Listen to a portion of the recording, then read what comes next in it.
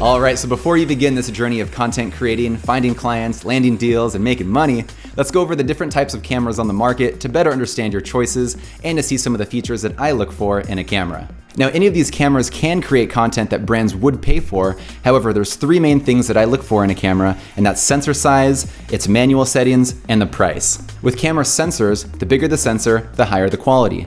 This is because the surface area of the sensor is what collects and converts light into a digital signal. So the bigger the sensor size, the bigger the surface area is to collect and convert that light. Think of it like a solar panel. The bigger a solar panel is, the more light it can collect and convert into electricity.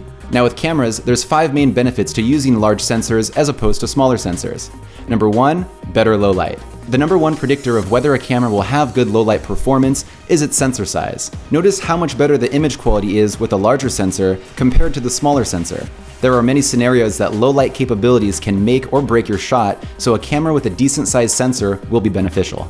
Number 2 is higher resolution. Now I go further in depth in resolution in a later video, but to keep this video simple, the 2 advantages to cameras with higher resolutions is the ability to crop in further and print much larger.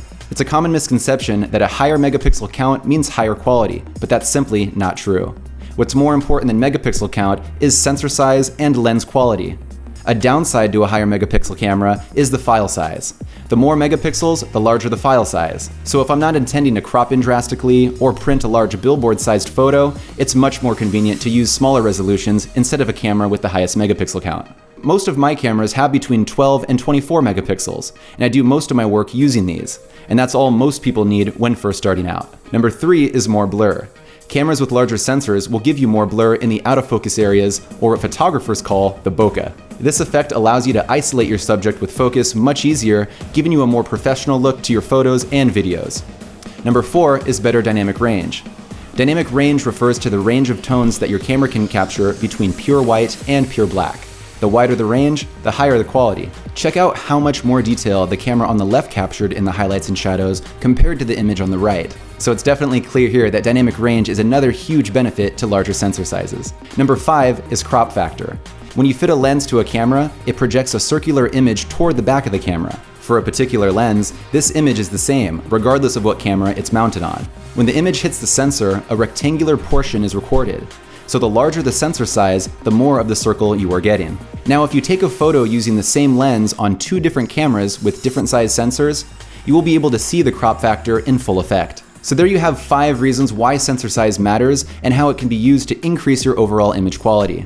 The next thing I look for in a camera is its manual settings. Aside from autofocus, I shoot most of my photo and video content in manual, as this gives the ability to expose each scene according to my liking. Whereas in auto modes, that's letting the camera do the thinking, and the result can incorrectly expose my shot. This is where your artistic vision needs to override what the camera thinks it should do. There are times auto can be beneficial, like when you have less time to set up your manual settings, but for the most part, shooting in manual is what you will want to do. And I'll be showing you what manual settings I use in different situations and how to use them in later videos. So now that you know the importance of camera sensor size and manual settings, the last thing to consider when buying a camera is the price. Now you don't need to spend a lot if you don't have a lot to spend. Cameras can range in price and they all have their own pros and cons, but I'm going to give you my top camera recommendations in different price ranges and show you which cameras specialize in what. The most affordable entry-level bundle deal currently is the Nikon D3500, which you can pick up for about $500, and that comes with 2 lenses, which gives you a lot of versatility when shooting both photos and video. The Canon Rebel SL2 is $100 more, but only comes with 1 lens, but has better video features like a flip-out screen and Canon's dual-pixel autofocus, which is great for keeping moving subjects in focus when shooting video.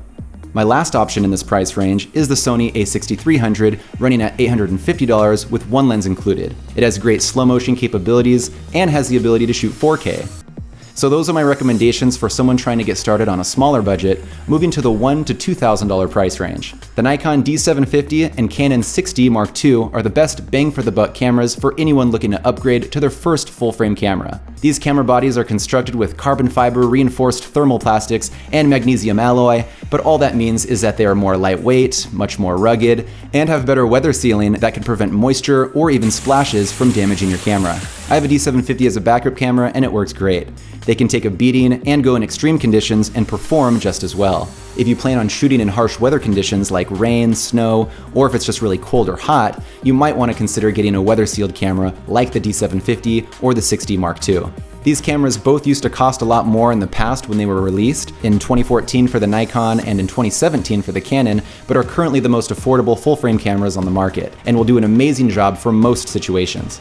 Another excellent choice in this range is the Panasonic GH5, running at $1,600. The GH5 has the best slow motion options for 4K and 1080, which makes it a great option for video performance. The picture quality is great, but it does have a smaller sensor than the other two cameras that I recommended in this price range, so they each have their own pros and cons. Moving to the $2,000 price range, we have the Sony a7 III and the Nikon Z6. These are both excellent full-frame camera options being released within the past year. They pack the latest photo and video features like fast photo bursts, 120p slow motion, full-frame 4K, and are the best value options for higher-end camera bodies currently. Now, another notable camera that can be found at a very good price nowadays is the Sony a7S II, which is another camera that I use often. This camera came out in September of 2015, and I purchased it immediately as it was one of the best cameras to ever hit the market due to its amazing low light capabilities, while also being able to shoot 4K and 120p slow motion. It does only have a 12 megapixel sensor, so the photos won't be as large as other higher megapixel cameras, but for anyone wanting to get into shooting videos of concerts, weddings, or other events, this camera will serve you well in those darker situations. Moving on up to the $3,000 price range, we have the Canon 5D Mark IV running at $2,800, the Sony a7R III at $3,200, and the main camera that I use, the Nikon D850, which goes for $3,300. All of these are high-end cameras having full-frame sensors, fast photo bursts, 4K, slow motion capabilities, and are built for professional use on a daily basis. Although these are amazing cameras, you don't need them when first getting started. If you can't afford it now, then upgrade with the money you'll be making with the camera you have currently.